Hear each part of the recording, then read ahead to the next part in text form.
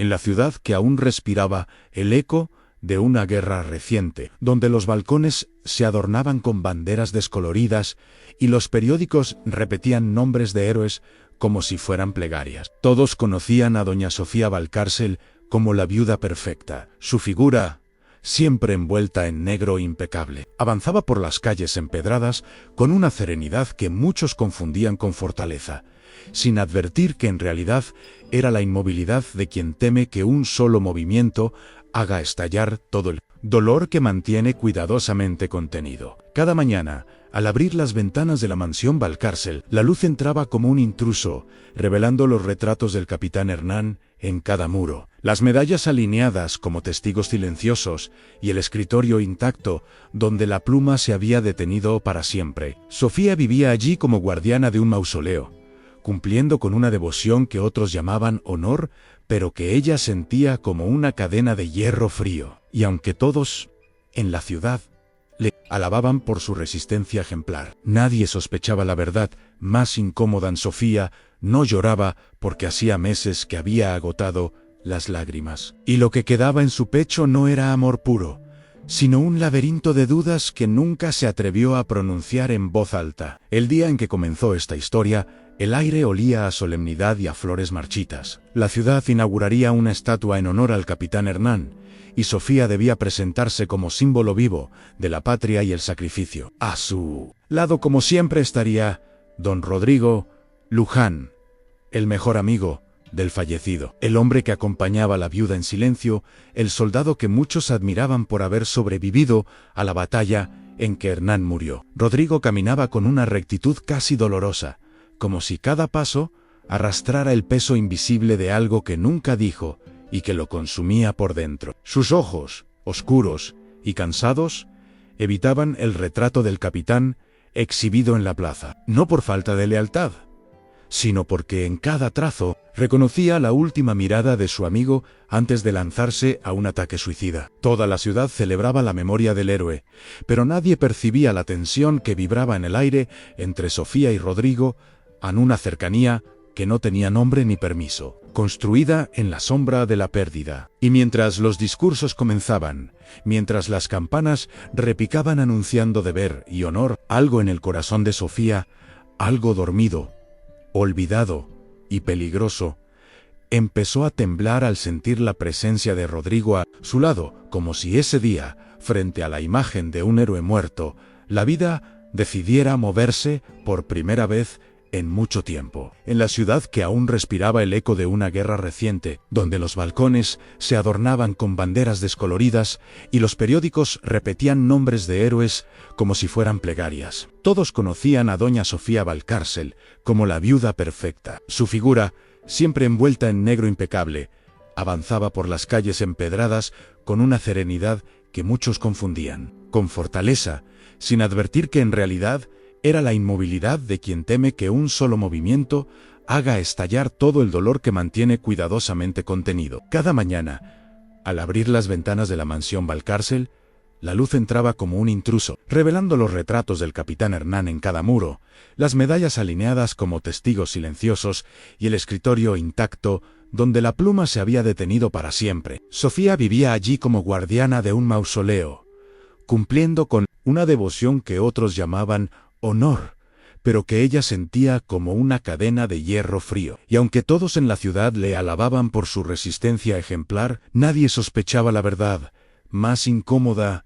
Sofía no lloraba, porque hacía meses que había agotado las lágrimas, y lo que quedaba en su pecho no era amor puro, sino un laberinto de dudas que nunca se atrevió a pronunciar en voz alta. El día en que comenzó esta historia, el aire olía a solemnidad y a flores marchitas. La ciudad inauguraría una estatua en honor al capitán Hernán, y Sofía debía presentarse como símbolo vivo de la patria y el sacrificio. A su lado, como siempre, estaría don Rodrigo Luján, el mejor amigo del fallecido, el hombre que acompañaba a la viuda en silencio, el soldado que muchos admiraban por haber sobrevivido a la batalla en que Hernán murió. Rodrigo caminaba con una rectitud casi dolorosa, como si cada paso arrastrara el peso invisible de algo que nunca dijo y que lo consumía por dentro. Sus ojos, oscuros y cansados, evitaban el retrato del capitán exhibido en la plaza, no por falta de lealtad, sino porque en cada trazo reconocía la última mirada de su amigo antes de lanzarse a un ataque suicida. Toda la ciudad celebraba la memoria del héroe, pero nadie percibía la tensión que vibraba en el aire entre Sofía y Rodrigo, en una cercanía que no tenía nombre ni permiso, construida en la sombra de la pérdida. Y mientras los discursos comenzaban, mientras las campanas repicaban anunciando deber y honor, algo en el corazón de Sofía, algo dormido, olvidado y peligroso, empezó a temblar al sentir la presencia de Rodrigo a su lado, como si ese día, frente a la imagen de un héroe muerto, la vida decidiera moverse por primera vez en mucho tiempo. Con el paso de las semanas, la relación entre Sofía y Rodrigo comenzó a transformarse de una manera sutil, casi imperceptible para cualquiera excepto para ellos. La mansión Valcárcel, que antes parecía un templo al dolor, empezó a mostrar pequeñas fisuras,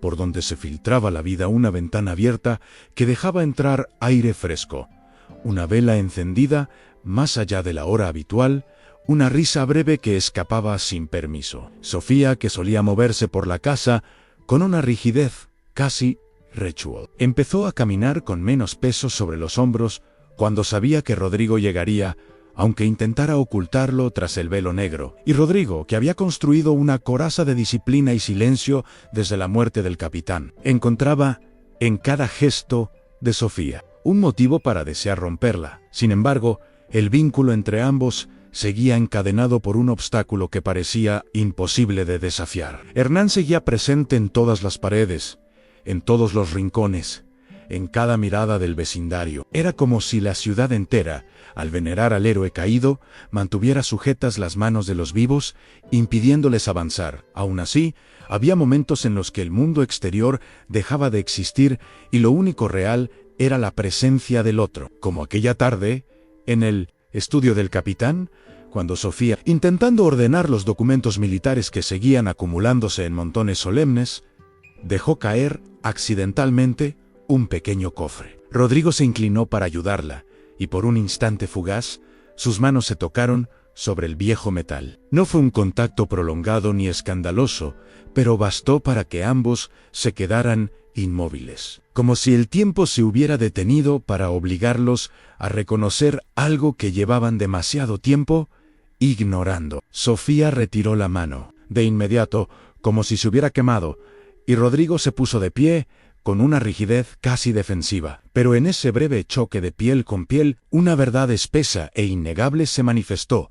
A ninguna devoción a un muerto iba a borrar el hecho de que los vivos estaban empezando a necesitarse. Y esa necesidad, reprimida por meses, comenzó a transformarse en un tormento tan profundo como dulce, una llama cuidadosamente contenida que amenazaba con incendiarlo todo si alguno de los dos daba un paso más allá de lo permitido. El conflicto interno que Sofía vivía crecía de manera insoportable. Por las mañanas, cuando se sentaba en el salón para escuchar las visitas de las damas piadosas que venían a consolar a la viuda, se sorprendía a sí misma deseando que Rodrigo apareciera por la puerta para interrumpir la hipocresía de las conversaciones repetidas. Por las noches, cuando recorría el pasillo largo que llevaba a su habitación, había comenzado a notar que se detenía frente al estudio de Hernán, no para recordar al marido, sino para sentir la resonancia de las horas que había pasado allí con Rodrigo. No era amor fácil ni ligero, era un amor que nacía bajo el peso de la culpa y del duelo,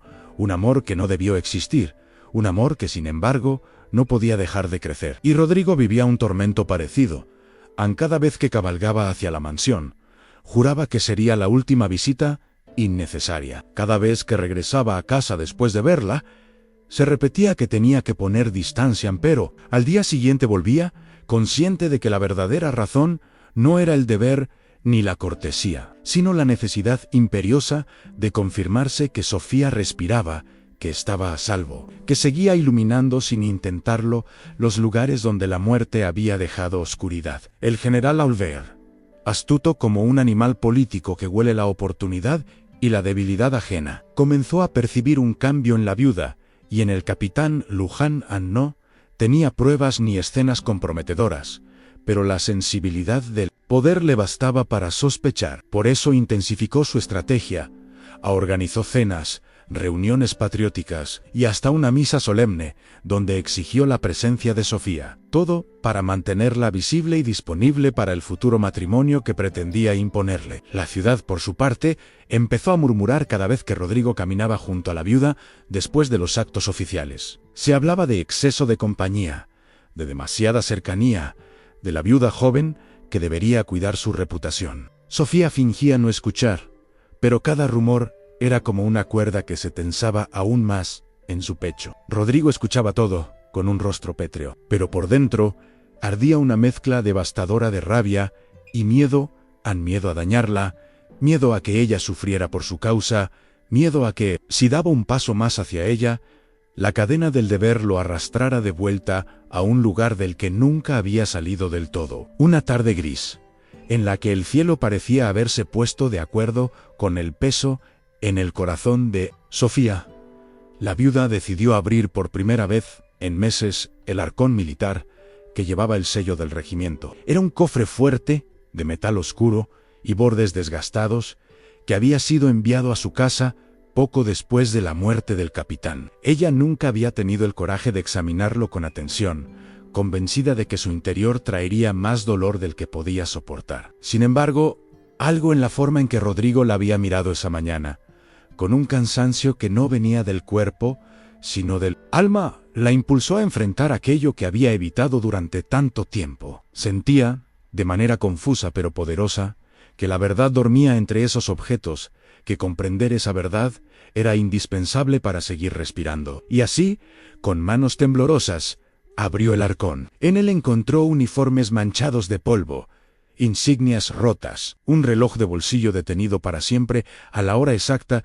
en que la batalla se cobró la vida del capitán. Cada pieza parecía susurrarle secretos que habían quedado atrapados en el campo de guerra. Pero lo que realmente hizo que Sofía sintiera que el mundo se inclinaba bajo sus pies fue un pequeño cuaderno de cubierta de cuero, protegido con una cinta, el diario de campaña de Hernán. Sofía se sentó en el suelo, sobre la alfombra, como una niña leyendo Prohibido. Pasó las páginas y descubrió a un hombre diferente del héroe marmóreo que la ciudad veneraba. Hernán escribía con impaciencia, con rabia, con miedo incluso, acerca de las presiones del general Alvear, de su obsesión por ascender, de su decisión de lanzarse a un ataque imprudente contra las recomendaciones de Rodrigo. Si muero, decía un párrafo escrito con letra temblorosa, no será culpa de nadie, salvo de mi propia ambición. Sofía llevaba una mano a la boca, incapaz de contener el temblor que le recorría el pecho. Luego encontró una carta separada del diario escrita por Rodrigo.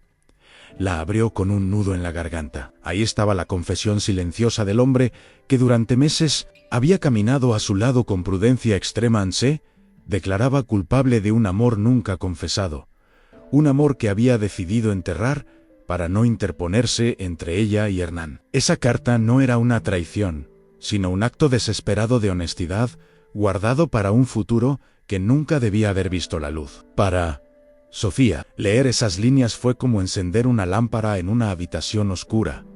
De pronto entendió que había vivido en una ilusión. Hernán no había sido el héroe perfecto. Rodrigo no había sido el amigo frío. Y ella, la viuda intachable, no había sido tan ciega como pensaba. Simplemente había vivido siguiendo un papel que otros le habían asignado. Mientras Sofía luchaba con la revelación de las páginas, Rodrigo regresaba hacia la mansión sin saber que ese día sería el que cambiaría la trayectoria de sus vidas. Había cabalgado durante horas, intentando convencer al general Alvear de permitir una revisión interna del informe sobre la batalla donde Hernán murió. El general, frío como un mármol tallado, le había respondido con palabras que parecían dagas envueltas en terciopelo. La nación necesita héroes. No duda, no volverá a cuestionar mis decisiones. Capitán Luján. Rodrigo salió de aquel despacho con una sensación de asfixia, como si hubiera dejado parte de su alma dentro de esas paredes cargadas de propaganda. Sabía que la única manera de liberar la memoria de Hernán, de limpiar su propia conciencia y de proteger a Sofía de un futuro impuesto, era revelar la verdad. Pero también sabía que tal acto lo destruiría perdería su rango, su ingreso, su reputación, su honor militar. Y, aunque no lo decía en voz alta, temía sobre todo perder la mínima cercanía que aún tenía con Sofía si ella interpretaba su lucha como egoísmo disfrazado de heroísmo. En su corazón, Rodrigo caminaba con pasos de hombre, condenado en el deber. El amor, la culpa y la justicia iban en direcciones distintas, y ninguna parecía ofrecerle un camino que no acabara en ruinas. Cuando llegó a la casa, notó algo distinto, una luz encendida en el corredor del ala este, donde Sofía solía evitar entrar. Sintió un escalofrío, una intuición aguda, casi dolorosa. Siguió la luz hasta el estudio que había pertenecido al capitán y se encontró con Sofía sentada en el suelo, rodeada de papeles, con los ojos brillantes y húmedos. Sobre su regazo descansaba el diario de Hernán y junto a ella la carta de Rodrigo abierta. Durante un largo instante ninguno habló. Rodrigo se sintió desnudo, expuesto, como si cada pensamiento que había enterrado durante años estuviera ahora desplegado ante ella como un pecado. Intentó retroceder, murmurando el inicio de una disculpa torpe, pero Sofía lo detuvo con una sola palabra, dicha en un hilo de voz. Ambastan lo miró, no como viuda, no como guardiana del recuerdo de un héroe, sino como mujer que había descubierto la verdad detrás de 3 vidas entrelazadas por el deber, la guerra y el amor no dicho. En ese silencio lleno de revelaciones, Sofía comprendió que ninguno de los dos había vivido realmente desde la muerte del capitán. Y Rodrigo, con un temblor involuntario en la mandíbula, entendió que ese instante marcaría el inicio de una verdad que podía liberarlos o destruirlos para siempre. A partir de ese día, la relación entre Sofía y Rodrigo entró en un terreno nuevo, casi sagrado, donde cada palabra parecía tener peso propio y cada silencio se cargaba de significados ocultos. Una distancia diferente, una tensión distinta, empezó a envolverlos. Ya no era la distancia fría del deber, sino una distancia temblorosa, llena de posibilidades y prohibiciones. Sofía, al leer la carta de Rodrigo y comprender a través del diario de Hernán que su marido había tomado decisiones temerarias por ambición, sintió cómo se desmoronaba el pedestal sobre el que toda su vida había sido construida. El héroe que toda la ciudad veneraba había sido, en realidad, un hombre complejo, contradictorio, con virtudes y sombras como todos. Y si él había tenido derecho a sus imperfecciones, ¿por qué ella debía continuar actuando como un monumento viviente, condenada a un duelo eterno que ya no le pertenecía? Ese pensamiento la asustó, pero también le dio una chispa de libertad que no se atrevía a mirar directamente. Rodrigo, por su parte, estaba desgarrado entre 2 lealtades que habían dominado su existencia, la lealtad al amigo muerto y la lealtad al amor que llevaba años enterrado. Ver a Sofía con los documentos en la mano fue para él como ver al viento abrir de golpe una ventana que había estado cerrada durante demasiado tiempo. Y aunque una parte de él quería huir, protegerla del escándalo y protegerse a sí mismo de la tentación, otra parte, más profunda, más humana, deseaba quedarse, hablarle, explicarle la verdad con una honestidad que nunca antes se había permitido. La transformación interna de Sofía se volvió evidente en gestos mínimos. Ya no caminaba con el cuerpo rígido, como si llevara una armadura. No evitaba la mirada de Rodrigo, aunque a veces le costara sostenerla. Incluso la casa parecía responder a sus cambios. Abrió cortinas que siempre habían estado cerradas. Dejó entrar aire fresco en habitaciones que por meses habían sido mausoleos silenciosos. Rodrigo lo notó todo, y mientras la observaba comenzar a reconstruirse, él mismo comenzó a quebrarse. Cada vez que la veía sonreír, una sonrisa tímida, como si temiera ser reprendida por sentir algo bueno, el corazón se le partía entre una alegría profunda y una culpa feroz.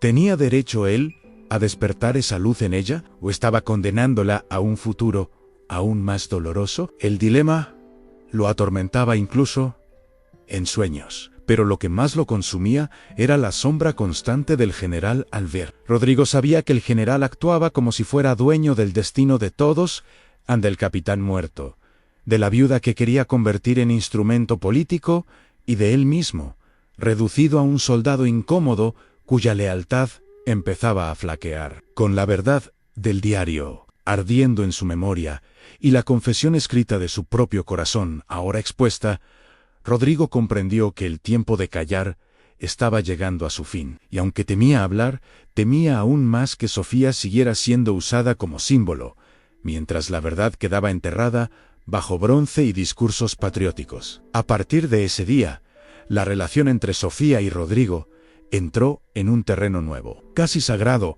donde cada palabra parecía tener peso propio y cada silencio se cargaba de significados ocultos. Una distancia diferente, una tensión distinta, empezó a envolverlos. Ya no era la distancia fría del deber, sino una distancia temblorosa, llena de posibilidades y prohibiciones. Sofía, al leer la carta de Rodrigo y comprender, a través del diario de Hernán, que su marido había tomado decisiones temerarias por ambición, sintió cómo se desmoronaba el pedestal sobre el que toda su vida había sido construida. El héroe que toda la ciudad veneraba había sido, en realidad, un hombre complejo, contradictorio, con virtudes y sombras como todos. Y si él había tenido derecho a sus imperfecciones, ¿por qué ella debía continuar actuando como un monumento viviente, condenada a un duelo eterno que ya no le pertenecía? Ese pensamiento la asustó, pero también le dio una chispa de libertad que no se atrevía a mirar directamente. Rodrigo, por su parte,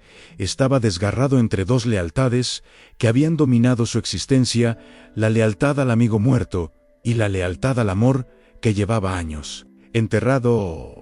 Ver a Sofía con los documentos en la mano fue para él como ver al viento abrir de golpe una ventana que había estado cerrada durante demasiado tiempo. Y aunque una parte de él quería huir, protegerla del escándalo y protegerse a sí mismo de la tentación, otra parte, más profunda, más humana, deseaba quedarse, hablarle, explicarle la verdad con una honestidad que nunca antes se había permitido. La transformación interna de Sofía se volvió evidente en gestos mínimos. Ya no caminaba con el cuerpo rígido, como si llevara una armadura. No evitaba la mirada de Rodrigo, aunque a veces le costara sostenerla. Incluso la casa parecía responder a sus cambios. Abrió cortinas que siempre habían estado cerradas. Dejó entrar aire fresco en habitaciones que por meses habían sido mausoleos silenciosos. Rodrigo lo notó todo, y mientras la observaba comenzar a reconstruirse, él mismo comenzó a quebrarse. Cada vez que la veía sonreír, una sonrisa tímida, como si temiera ser reprendida por sentir algo bueno, el corazón se le partía entre una alegría profunda y una culpa feroz. ¿Tenía derecho él a despertar esa luz en ella? ¿O estaba condenándola a un futuro aún más doloroso? El dilema lo atormentaba incluso en sueño, pero lo que más lo consumía era la sombra constante del general Alvir. Rodrigo sabía que el general actuaba como si fuera dueño del destino de todos ante el capitán muerto, de la viuda que quería convertir en instrumento político y de él mismo, reducido a un soldado, incómodo, cuya lealtad empezaba a flaquear. Con la verdad del diario ardiendo en su memoria y la confesión escrita de su propio corazón ahora expuesta, Rodrigo comprendió que el tiempo de callar estaba llegando a su fin. Y aunque temía hablar, temía aún más que Sofía siguiera siendo usada como símbolo, mientras la verdad quedaba enterrada bajo bronce y discursos patrióticos. El general Alvear, ajeno a la tormenta emocional que consumía a Sofía y Rodrigo, avanzaba con su plan con una eficiencia casi militar. Organizó un almuerzo en su residencia, bajo el pretexto de honrar la memoria del capitán Hernán, pero en realidad con un objetivo más oscuro, al presentar oficialmente al diputado Escalante, el hombre que había elegido como futuro esposo de la viuda. El rumor se extendió por la ciudad con rapidez, llenando de cuchicheos las tiendas, las peluquerías y los portales de piedra. La viuda del héroe volverá a casarse, decía la gente con una mezcla de aprobación y morbo. Sofía escuchó esos comentarios en el mercado mientras compraba flores para la tumba de Hernán y sintió que el aire se le escapaba del pecho. No porque aún amara al capitán, pues dentro de sí sabía que su amor había terminado antes de su muerte, aunque nunca lo hubiera admitido, sino porque entendió que estaban intentando robarle incluso su derecho a decidir quién sería ella más allá del luto. Cuando llegó a casa, Rodrigo ya la esperaba. Había oído el anuncio del almuerzo y sabía que el general no daría un paso, sin asegurarse de que Sofía quedara socialmente atrapada. «No tienes que ir», dijo él en un susurro tenso. Pero Sofía respondió con una serenidad inesperada: «Tengo que ir. No puedo seguir escondiéndome detrás del negro Han». La determinación en su voz sorprendió a ambos. Rodrigo vio en ella una fuerza nueva, una llama que había estado dormida bajo años de obediencia. El día del almuerzo, la mansión del general estaba llena de oficiales, políticos, damas con abanicos y jóvenes deseosos de ascender socialmente. Sofía llegó con su vestido negro habitual, pero esa vez llevaba el cabello recogido de forma distinta, dejando ver un rostro más firme, más despierto. Rodrigo la acompañó hasta la puerta principal, pero no entró en su presencia. Habría levantado sospechas. Desde el exterior, sin embargo, podía sentir el peligro, como un animal que percibe el olor del cazador. Dentro del salón, Sofía avanzó entre sonrisas forzadas. El general la recibió con una cortesía exagerada y un comentario calculado: «Es usted la joya de esta nación, doña Sofía Ni. Debemos asegurarnos de que brille donde corresponden». Fue entonces cuando presentó al diputado Escalante, un hombre sonriente, demasiado sonriente, cuya mirada recorría a Sofía como si evaluara una propiedad valiosa. La viuda saludó con educación, pero en su interior sintió una repulsión visceral. Mientras el general hacía un discurso pomposo sobre la importancia de la estabilidad, la patria y el legado de Hernán, Sofía mantenía la mirada baja, sosteniendo un temblor que podría interpretarse como emoción, aunque era furia contenida. En ese instante, entre las palabras vacías del general y la sonrisa engreída del diputado, Sofía se dio cuenta de algo simple y devastador en la única persona que, desde la muerte de Hernán, la había tratado como ser humano y no como símbolo. Era Rodrigo. Y esa conciencia fue tan poderosa que por un momento tuvo que cerrar los ojos para evitar que las lágrimas, no de tristeza, sino de claridad, la delataran ante toda la sala. La tensión acumulada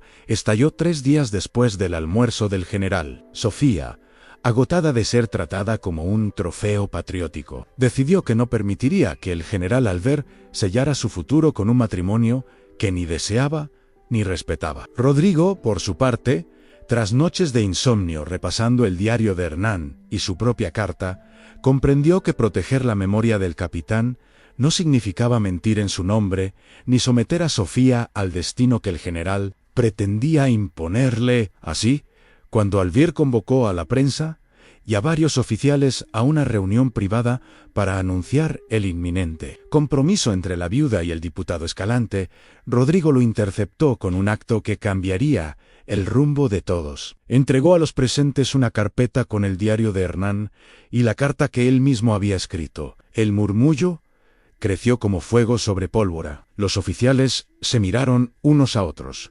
asombrados ante la confesión del capitán sobre la desobediencia suicida que lo condujo a la muerte, y ante la advertencia explícita de Rodrigo de que había intentado detenerlo. El general intentó arrebatar los papeles, acusando a Rodrigo de traición y falsificación, pero ya era demasiado tarde. La verdad había abandonado las sombras. Sofía, que había llegado al salón al escuchar voces alteradas, entró justo cuando el general intentaba recuperar el control del discurso. Se adelantó con un porte que nadie le había visto antes, ni siquiera en los peores días del duelo. «No permitiré que hablen en nombre de mi esposo para justificar mentiras», dijo con voz firme. Y, ante la prensa, añadió: «Yo no seré instrumento de propaganda, ni premio para ningún político».